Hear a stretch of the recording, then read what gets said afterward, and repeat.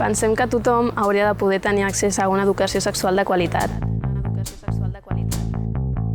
Per aquesta raó, les intervencions que van fer havien d'estar dissenyades i adaptades a les característiques del grup, per exemple, l'edat o si tenien diversitat funcional. Hem volgut implementar i expressar tota la informació que teníem a base de l'experiència personal i de la recerca individual, ja fos amb llibres de sexualitat sana, amb experiències personals, amb xarxes socials.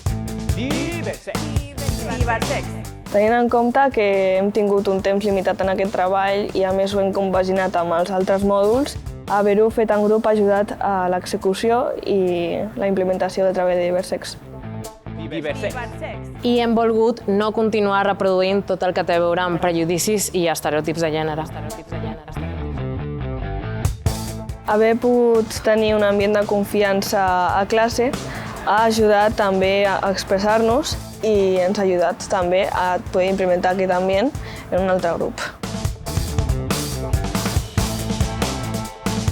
Tot i que nosaltres no vam rebre una educació sexual integral per culpa d'aquest sistema masclista i normatiu, volem formar part d'aquest canvi i el projecte Diversex és un pas més per aconseguir-ho.